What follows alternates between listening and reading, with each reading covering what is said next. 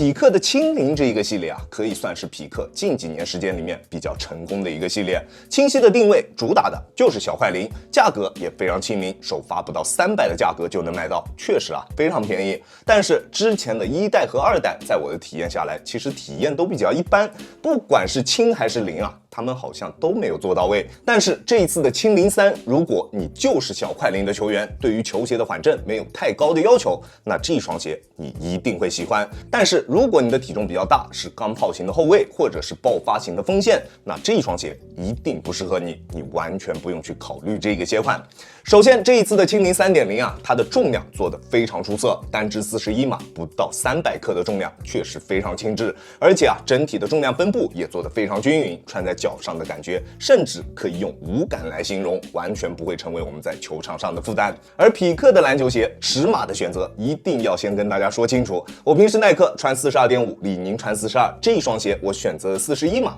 非常合适，大家可以适当参考一下。OK， 那接下来啊，我们就来看看这一双鞋在实战方面的体验究竟如何。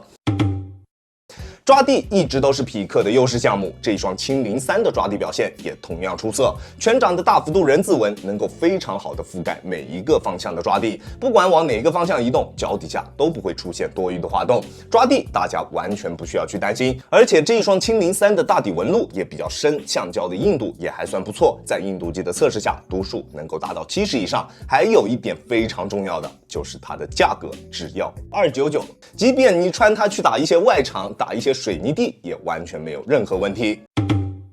抗扭是这一双鞋身上最大的弱点，虽然它在足弓处啊放置了一块面积不小的 TPU 支撑片，但是它能提供给我们的支撑力度微乎其微，只要穿上它打个半小时球，把鞋子热开了，那它中底的刚性就会出现巨大的衰减，你用手啊可以随便把它扭成任何形状，强度非常差。但是我在穿这一双鞋实战的过程中，没有感觉到任何足弓处的拉扯，或者是在动态情况下的刚性不足，那具体是因为什么原因，我们后面再说。反正啊，在这一双鞋身上，虽然它的整体刚性并不出色，甚至可以算是比较差的，但是这一点对于它的实战体验影响并不是特别大，大家可以放心。而偏软的中底就让它拥有了易于弯折以及合适的自然弯折点这2个特性。这种强度较低的中底啊，大家完全不需要去担心它的自然弯折点，因为在我们穿上脚之后，你的脚在哪里弯折，那这一双鞋的自然弯折点就会在它该在的那个位置。而中底强度较高的篮球鞋，那它们的自然弯折点啊是否合理就会变得非常的重要，这一点我相信大家应该都了解，对吧？而作为一双专为小快灵推出的篮球鞋，那易于弯折的前掌一定会是一个不小的加分项，因为它整一个中底的刚性都不高，所以在我们变向的时候，球鞋完全不会产生任何的阻力，不管多大体重，它的中底就是会给到我们一种随心所欲、游刃有余的感觉，非常的跟脚，不管你做什么动作，它都能贴合住我们双脚的形状，这一点真的非常棒。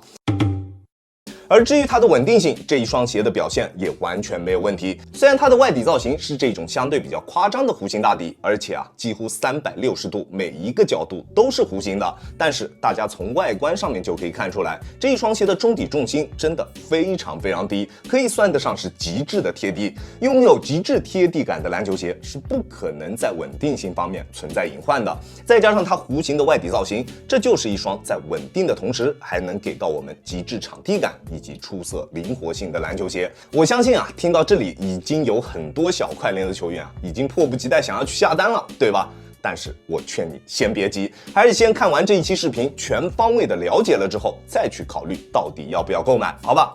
这一双鞋啊，虽然它的定价只有299，但是它的基础性能并不差，抓地出色，耐磨也还不错，而且啊还有着非常优秀的稳定性表现。虽然中底的刚性确实是有一些拉胯，但是极致的鞋脚一体性弥补了它的这一缺陷。这一双鞋你刚上脚的时候啊，即使你不系鞋带，也非常的跟脚，甚至啊去做一些跑跳动作，也完全不会有掉跟的感觉。而当你把鞋带系紧之后再去做动作，你会发现这一双鞋跟你的双脚几乎融为了一体。题。虽然它并没有使用什么袜套式的鞋面，但是鞋面与双脚的贴合度非常高。不过有一点啊，大家需要注意一下，就是它中间的这一个系带系统，在我们系鞋带的时候确实会有一些繁琐，鞋带又多又密，而且啊，我选择的这一个纯黑的配色，你甚至都找不到这个鞋带到底是通的哪一个鞋带孔，真的非常的麻烦。而且啊，如果你真的要买这一双鞋，有一点你也必须要注意一下，就是千万不要把它中间这一段动态鞋带孔给拉太紧了。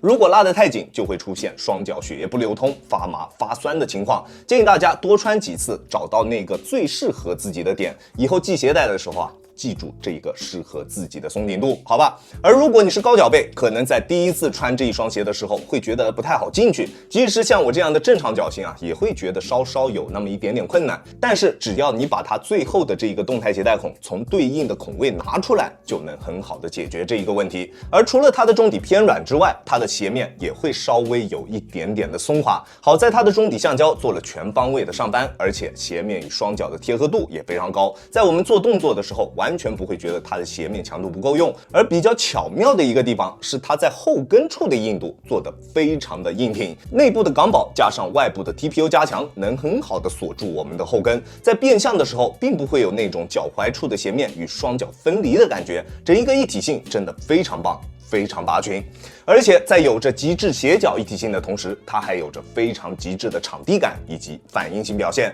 中底的重心极低，跟直接踩在地上一样，在我们发力蹬地的时候，脚底下的感觉非常干脆，完全不会有一丝的泄力感，并且它的脚感也并不会太硬。厚度不错的 Oxalate 鞋垫加上中底的轻弹框架，脚感确实还不错，但是缓震完全就是一坨屎，几乎为零。对于体重偏大的球员，或者是对于缓震有要求的球员，它的缓震绝对是不够用的。反正对于我来说啊，完全不够用。在做一些大力制动动作的时候，每一次都能感觉到从后跟传上来的极强震感。如果它能够把前掌的太极啊给移到后跟，那我相信啊，这一双鞋的体验一定会更加的出色。这一点我觉得还是比较可惜的。好在它的跑跳体验以及中底的过渡都做得非常不错，不管是打全场多还是打半场多的兄弟，都可以去进行选择。轻灵 3.0 亚当球鞋主观评级分为2个等级，如果你是体重比较小的，对于缓震要求不高的球员，那我可以给到他 A 加的高分。在这一双鞋身上啊，除了缓震确实有点太拉了之外，其他各方面的表现都非常棒，轻巧灵活的同时，有着极致的贴地感，还有着极致的鞋脚一体性。如果你是小快灵，那这一双鞋你一定会觉得特别爽。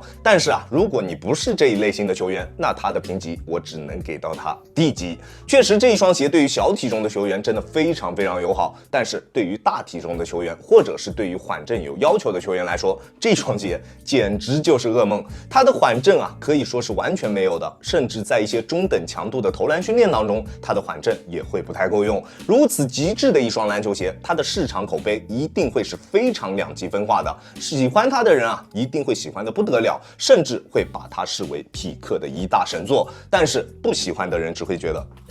这玩意儿狗都不穿。OK， 这就是本期视频的全部内容了。再次感谢大家观看本期的亚当球鞋。如果你觉得我的视频还有点意思，欢迎大家在各大平台搜索亚当球鞋找到我，记得要点击关注哦，这会对我有非常大的帮助。好了，那我们下期视频再见吧，大家有空来做 ，Peace。